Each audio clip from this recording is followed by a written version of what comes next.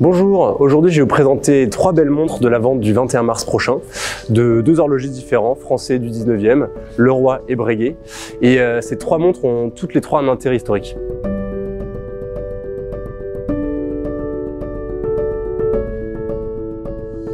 La première montre que je vais vous présenter est une montre de Leroy, donc un horloger du 19e, créé en 1785. Et le modèle que nous avons donc dans la vente, qui est de 1822, est donc une montre de gousset en très bon état, avec sonnerie, répétition d'écart, avec une provenance historique, puisque la montre a appartenu au duc de Bourbon, prince de Condé, donc elle a été achetée en 1822. Cette montre est en très bel état d'origine, avec un document, une attestation de la part de Leroy, expliquant cette histoire.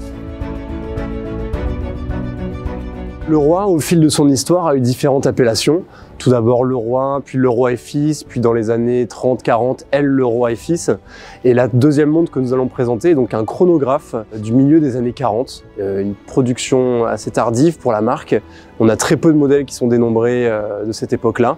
Elle est en très bel état d'origine avec un très beau diamètre de 35 mm, signé Leroy, 35 avenue de l'Opéra. À l'époque, ils avaient changé d'adresse. C'est un chronographe à mouvement mécanique, une très belle pièce avec un très beau cadran d'origine.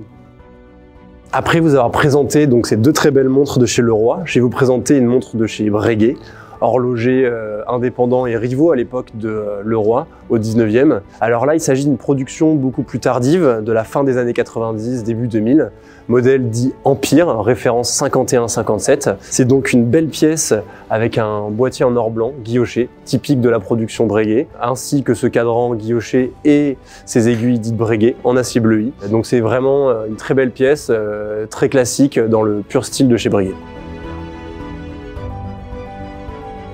Il s'agissait de 3 pièces choisies de la vente du 21 mars, mais sur un ensemble de 221 montres.